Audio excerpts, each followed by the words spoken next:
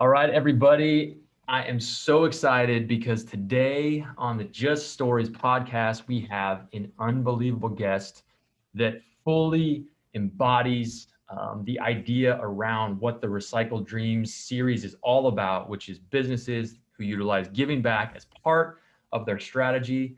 So, without further ado, I want to introduce Keith Moneymaker. Thank you so much for coming on to the podcast. I'm super humbled to be here. This is only my second podcast ever, and the first one was with Dos Marcos. So just Nice. as humbled to be invited onto this one as I was onto that one. I appreciate people reaching out and seeing my story and wanting to kind of help me grow it and kind of have that same idea that I have about how business should work. Yes. Well, what I want to do is, the thing about Just Stories is that instead of kind of going into all these details around how people got to where they got or 10-step stories to success or whatever, like I really want to dig into some personal stories so people can get to know you a little bit. And then we really want to dive into this giving back kind of philanthropy and how that all got going and how people can actually do this and companies can do this themselves, right? And Right. so, but before we do, I want to do an intro for you, right? So Okay. people can kind of get to know about you. And unfortunately, like in podcasts, a lot of times, people be like, hey, tell me about yourself. And then it's a 20-minute rant. And we don't have time for that. We got to get to the good stuff, right? So I am going to introduce you for Okay. everybody. So All think right. think Ace Ventura, right? He in the first movie, he goes to find Ray Finkel's house. And he goes up and he asks for Ray Finkel, and the guy comes out, the dad, and points a gun at him, and he's like, "Tell me about, what do you know about Ray Finkel, right?" And he tells him. So I'm gonna do that for you, okay? So if I miss anything major, you tell me. Are you ready? Okay. Go Okay, so for it. everybody, this is Keith Moneymaker in like 60 seconds. Okay, here we go. All right. Full name Keith Moneymaker. Yes, that is his real name, Moneymaker. It's German. It's a long line of descent. We're not sure where it's from. It could have been people who were really wealthy, could have been people who made money, could have been thieves. Who knows? We'll go with the first one. He's from Pembroke, North Carolina, grew up there, still lives there now. His parents own a used furniture and antique shop as he grew up. So he grew up in retail. So he's all around it, playing hide and seek as he's a kid. So he knows sales, trust me. In 2002, though, horrific accident happens. Roof burns down. They lose the store. His dad decides, you know what, I'm going to bounce to a new business of mattresses. Ergo, one day Keith will take it over. He grew up, ended up going to UNC Pembroke, hashtag Go Braves. When he came back, he ended up taking over Sweet Dreams, which is the mattress shop. 2014, he met his wife, Darla, who's the better half, obviously. In 2016, Hurricane Matthew swept through North Carolina, massive destruction. It would change his life forever because it caused him to create in 2017 his nonprofit Dreams for All, which is what we're going to talk about today. In 2018, him and his wife adopted two baby boys from South Korea, which are amazing. In 2021, today, his wife is almost pregnant, or she is pregnant, almost about to have another kid or have a baby, right? Which is really exciting. And in 2021, later this year, he will be dropping a groundbreaking philanthropy that I can't wait to talk about at the end of the episode. Boom. How'd I do, man? Amazing, except for I'm from Pinehurst, live in Pinehurst. Oh, I went dang to it. Pembroke. Other than that, you nailed it. All right. In edit, I'm going to go back. I'm Yeah, I going to love cut my that brain. out. I'm going to do it again. No, so it's a great story. And I love I love knowing why and how people get into retail, especially, just someone who wound up in the mattress industry. Like who gets in the mattress, like who, grows up like, I want to be a mattress salesperson. Not many people, but obviously from you actually living it and breathing it as a kid, is that kind of, did you always know as you grew up, like, I'm just going to roll into this? No, it just kind of worked actually. Like I could never figure out why I like selling mattresses, and what it ended up being more is I liked dealing with the public and be able to problem solve a need. I poured a lot of energy, for example, on a customer day-to-day basis, which has grown the company year after year, and been able to embody that and show other staff how to do that. This is not just a mattress purchase. Somebody has to trust you if they're going to spend $3,000 on a big white rectangle, because they're not going to cut it open. So if they trust you, they're not going to waste their time anywhere else. And the best you can do is genuine and be yourself, and just and have knowledge about your product. And it served us well, and that's how all my staff sees and does everything with their own unique touches to everything. Yeah, absolutely. Yeah. So before we really get into the giving back part, like I said, I really want, myself and the audience to get to know you a little bit. And so the way we do it, as I kind of told you ahead of time on the Just Stories podcast, is I ask you three stories, right? That I want you to think back to your career It can be have to do with anything, but I really want to know what is just a really funny story, something that happened to you throughout your career that you'd love to share. And I love to share. Well, I think I can relate to a lot of mattress guys, family businesses that had mattress stores growing up. Heck, maybe even guys that worked at mattress firm we don't even know.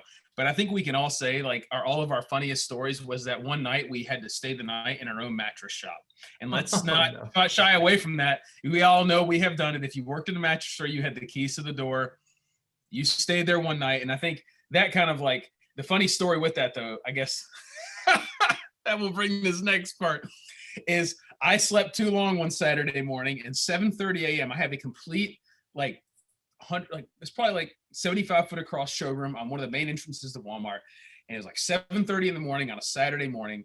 And I'm laying on a mattress against the back wall. There's nothing on the glass. And I hear the doors jiggling to be open. And there's two little old ladies, like it was an older lady and her mom jiggling the door. I don't know if they're open. I can't quite tell if they're open. And like, I see somebody there. And I'm like, I ain't gonna lie. I mean, I was boxers. I was passed out asleep. Oh and, my God. And I like heard it, but I knew they couldn't see me. So I like military crawled around the bed and the floor. I went through the bathroom door hallway, went in the back, got dressed, my polo on, and I walked to the front door. Hey ladies, they ended up buying 2 Tempur-Pedics that day. So, nice. Ended up being a good sale for the morning, but it was hilarious because I don't know. I mean, I know we all slept in a store once or twice, but that was definitely a wake-up call. I had to quit doing that after that. So that was fun. God. That is hilarious. I can just see you being on the bed and like just army rolling right off.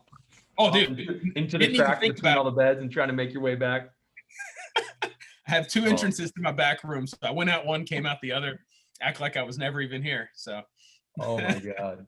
I can relate, not that type of level, but I did do it as well. I did it one time when I was in my young 20s and I was managing my very first store, and it was the lowest volume store in all of California. So you'd basically get like maybe a guest a day coming in, but it was my first job as a manager. So I was really pumped, and I had a guy get sick. So he was out all week. So I worked 5 bell-to-bells in a row. So 10 to 9 shifts, great, with no help, no support. And on like the 3rd day, I had never seen a guest the whole day, from 10 a.m. to 9 p.m. And at like 8:59, I see the car lights come. I'm like, oh, you gotta be kidding me. And a lady comes in with like a warranty issue. She's there till like 10 p.m. And then she leaves, and it's like 10 o'clock at night, and I'm so tired. And I had an inventory check in the morning, so I had to be at the store at 8 a.m. And it was like yours. I was just like, you know what, forget it. I went upstairs. There's like an upstairs, put on an adjustable bed, like put a movie in. And I'm like, I'm just sleeping here. Forget it. Yep.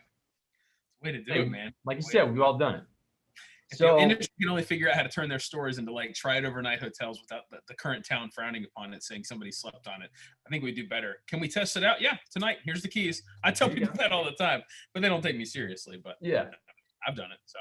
Oh man. So I love that. So obviously let's transition to totally different topic, but I want to know, because you've had a lot of ups and downs, and we'll get into in a minute, what happened and why you started your foundation, but what would you think when you look back at your career up until this point, what's probably like has been the hardest moment or a huge challenge or a big failure that kind of like, catapulted you into making a big change in your career or doing something different or having to evolve as a leader? If I had to name anything that was like one of my biggest life-changing moments in my career outside of my personal family world, this actually dived right into personal. Let me pull up a picture of this, and I only read this. I try not to. I know this has always been in my past, but I ponder on it often. But I had a good friend. His shall remain nameless.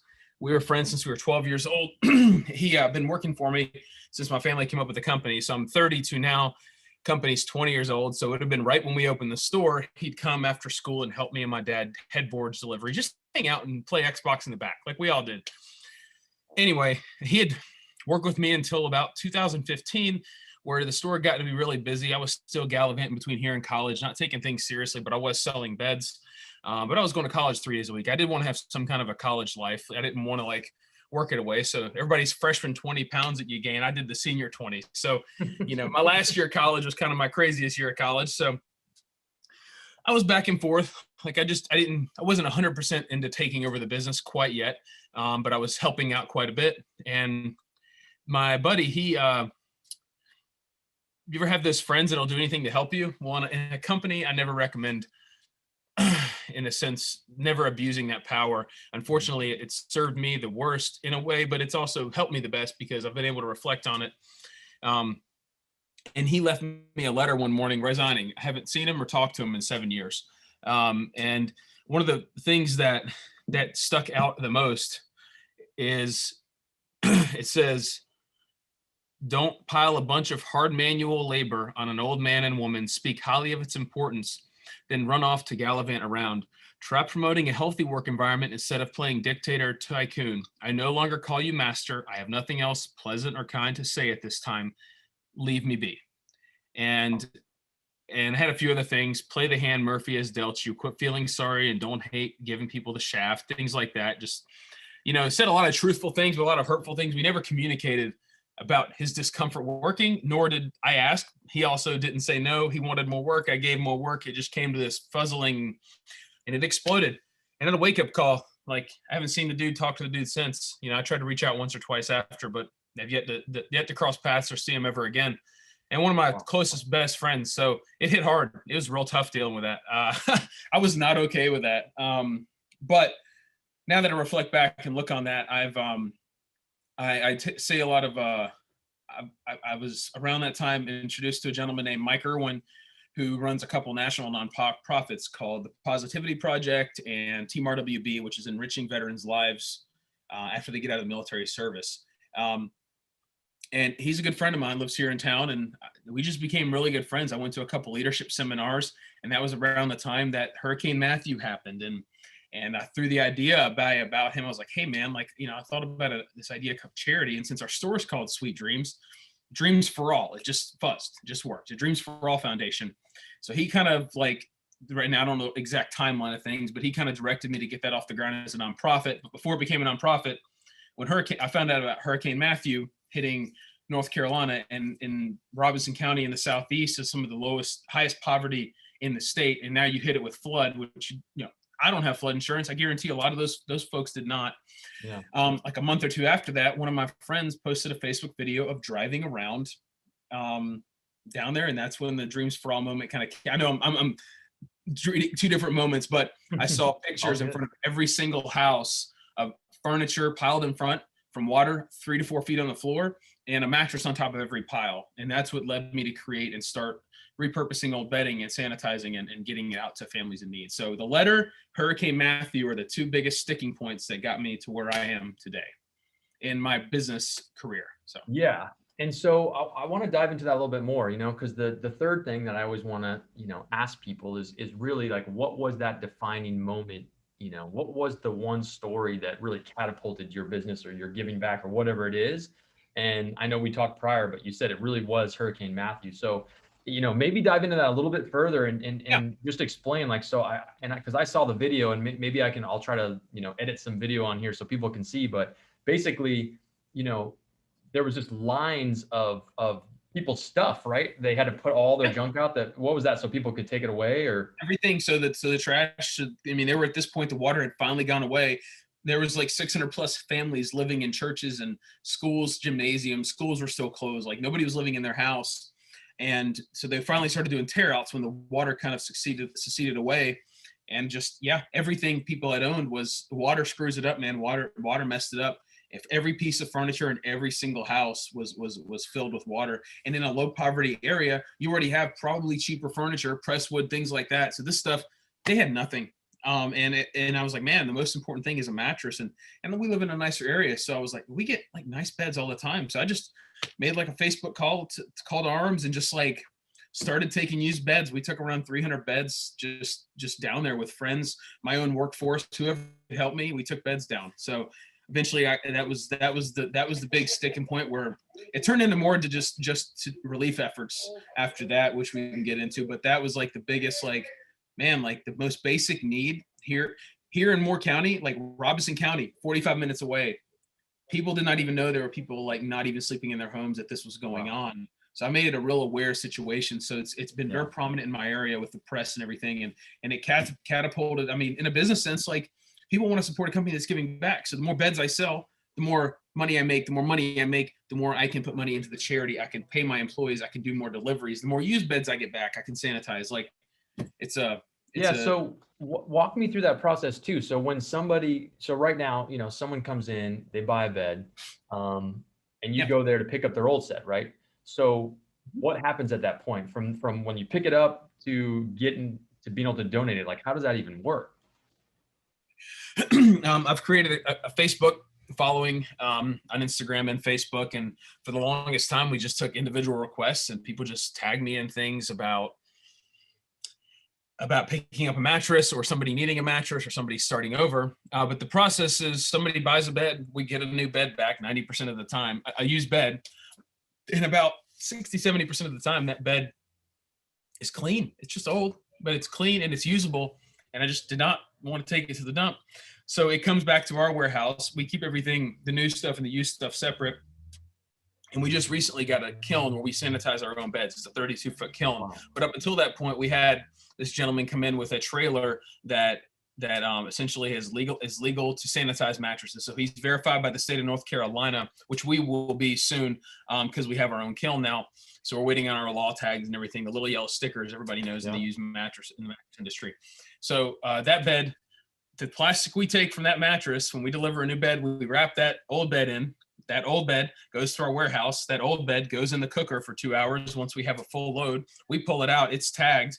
We are connected to all the social networks in our area, the homeless shelters, domestic abuse centers, all the social workers at schools, the fire departments I work with closely when a house burns down. I want to make sure beds are immediately taken out of that family, which somebody did this past weekend. Their trailer burnt down on a Saturday. We were able to get them beds and actually some extra furniture the community donated the next day on a Monday. So we had a good agility spec with that. So they had beds to sleep on. So yeah, that's the process. I mean, it's super elaborate. It's taken me 5 years of reps to really figure out, because people come in and it becomes word that, you're giving away beds, and that's a huge deal. So you have to figure out the system and how exactly that works. And it's turned into great companies like Avocado. When somebody has a return, we're actually picking one up tomorrow, believe it or not. Nice. The lady had reached out, the customer reached out to us in Seven Lakes, and they call us. We provide a donation receipt. That mattress, we bring it back, we cook it, and that's a 30-day-old mattress, and that goes into somebody's home. I mean, so having great partners like that, we actually end up getting more used beds than we typically deliver out, because we are known and aware in the community of that. That's so phenomenal. So tell me too, you mentioned it briefly, but when did you start to realize oh, wait a minute, this is yes, I'm doing, our company's doing something great for the community. And, so that part of it, amazing, right? Like we love all that, our community loves it, our employees love it. But when do you kind of realize, when did the light bulb go off that, oh wait, our guests love this. Like our guests want to buy from us because of this thing, and that's a reason to come to your store as opposed to, the other sleep shops down the road.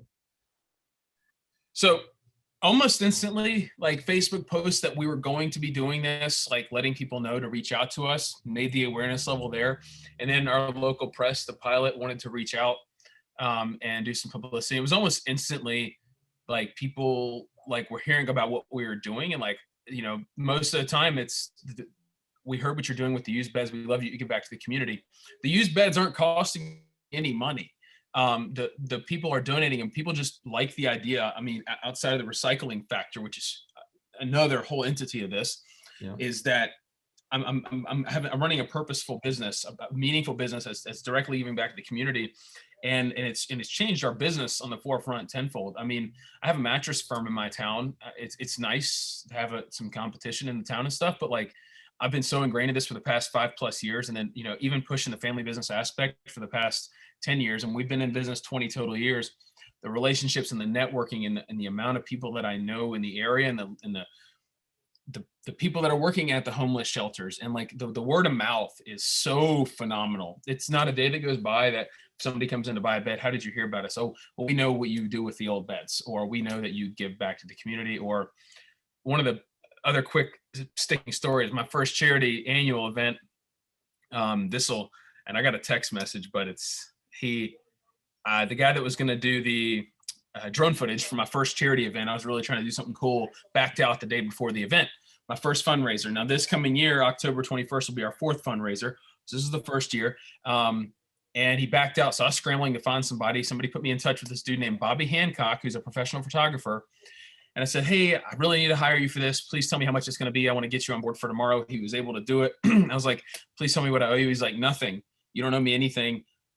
6 months ago, my dad's house burned down and you gave him beds. And man, whew, let me tell you, that pulls your skin off and your hairs up on your arms a little bit. I had no correlation nor connection, but just, that was a cool sticking point. That's happened numerous times now to people that have came in and bought beds to a family member I have helped.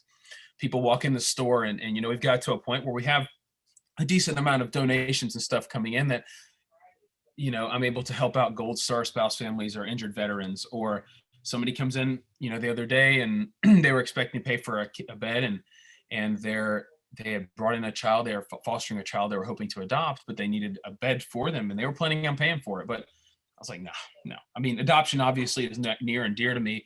But for the pure fact is like, they're already like, I know the expenses and the hassle and just the heart to adopt and the willingness to adopt. I was like, no, they came in to pay. It's like, we'll cover it. Like, not a big deal. Like, we'll take care of that. It is a big deal, but like, that's not what you need to be spending your money on like right now. So let me take care of you. So I have the opportunity to somebody walks in the door for an elderly grandfather or somebody who's maybe sickly or terminal, to just decline their payment and just do that every once in a while too. It's just it's a good genuine feeling. And I've been able to be blessed to provide such a huge and such a plentiful entity of a mattress, that because the quality of sleep is so important, and to sleep on a bed in general is so important. Yeah. And so, I found a lot of just, No, you get it. You can hear it. I love it, man. I love the story about the photographer, because, I feel that,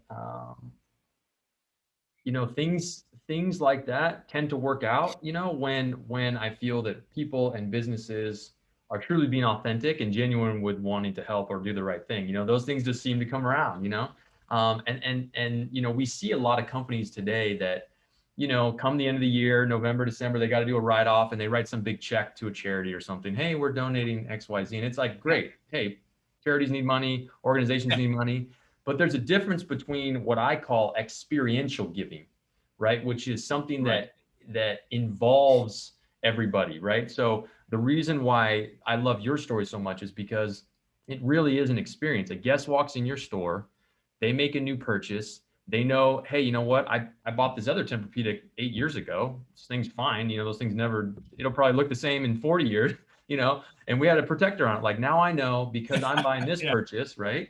Like, they're going to donate this, and then someone in need is going to get my bed, and everybody wins. Everyone feels great, and then this person gets this Tempur-Pedic that may be sleeping on the floor or whatever, going through a rough time. It's a win-win for all, and that's what I love about it. So let me ask you this. So imagine, I'm assuming, you grew up in sales. Like, have you ever done an elevator pitch, like as a practice or a sales technique, where you had to like pitch something in 30 seconds? Yeah, I have. All right. So imagine this. Okay. So we're going to get into an elevator. Okay. I'm going to be, it's going to be top floor. So you've got literally 30 seconds. I walk in, I ask you what you do. You tell me, I tell you what I do. I'm a business owner. Tell me in 30 seconds why I should create a giving program for my business. Why you should create a giving program? Yes. So I'm telling you, and I heard about you. I know how you do giving back and do the mattresses. Like, well, that's cool. Why should I do that with my business? Because if you have a business in a town, you open a company, I don't care what it is. If you are expecting that town to support you and support your business, and you're not doing anything to support that town, then why are you in business? What is your purpose behind, outside of a bottom line and just making profits? Your purpose should be to give your employees something they want to be a part of and a purpose to be a part of, and to give something back to the community that's not so fortunate. Because I guarantee no matter where you're living, you can find a way to give back. And it doesn't matter if you're selling food, cars, mattresses, or anything like that. If there is a if you are selling something, there is a way for you to help your community in a genuine manner, not to do it for profit. And in the tenfold of things, it will in turn help your business, because that's just how the world works, and take care of, because other people matter. That's what it just comes down to. It's the right thing to do. Bing. Don't expect to make profits. Nice, man. I love it. Boom. So you just keyed in on, like that? yeah, I love it. I would be sold. I'd be like, I got to do it. Right. So you just keyed in on something that I really love, which is, you mentioned, it doesn't matter what business you're doing, like there's always a need, a community need, and I want to give you an opportunity, because I know that you have some really, really exciting news coming up on something that you're doing. And I want to give you an opportunity to talk about it, but before you do, I want to preface it with this, which is, one of the purposes of doing this podcast, especially this series called Recycled Dreams, right, where we're talking to people like Keith, is really that we want to challenge business owners, entrepreneurs, CEOs, and we want to motivate you guys to understand that you can employ a giving back program in lieu of a lot of the things you do now, but get back the same returns. I love the example of generally in a lot of companies, if you think retail, you think, automotive, you think these different things, all these places generally drive traffic in by sales, right? So they put products on sales, So you're paying all this money for an advertisement, and then you're discounting the product because you got to get people in the door, right? So then you're losing out the money to the advertising, then the money to the discount, and then you're making X. But when you do philanthropy or things like this, right, where you're driving this through a Facebook or through your nonprofit, all of a sudden you're now driving guests into your store, but now you're not discounting anything, correct? You're just selling your normal products. But because of what you're doing on the back end, you end up drumming all this business. And so I really want to give, Keith an opportunity to tell you guys what he's doing, because I think a lot of you out there could actually benefit drastically from this. So tell us about it. Am I not choppy right now? I don't know. What is this? You're good. Am I good? Yep. Okay. So very early stages, but this is a program that Dreams for All. It's like, how can I help more people? How can I take something? How can I do what I'm doing? I think it's very easy to I've been doing this reps for 5 years, growing a charity and my company and the family business and the family name. And this past year, a few things have kind of come to the forefront of me. It's like, this is something we can scale.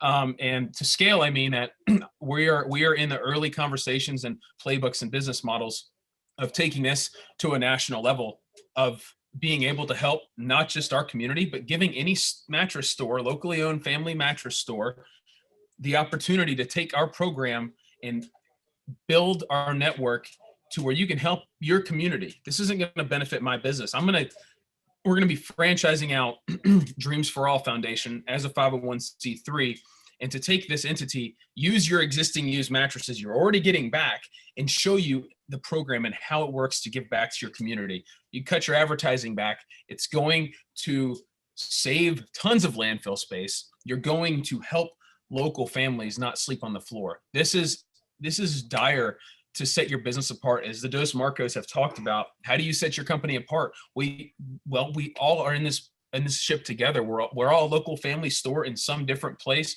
We're all a company in some different area, trying to figure out how to be different. Well, we can be different, but we can also be so tied together, like we're trying to grow this industry to be, and do back for better than just the bottom line and for the good of people, is that we're getting used beds back.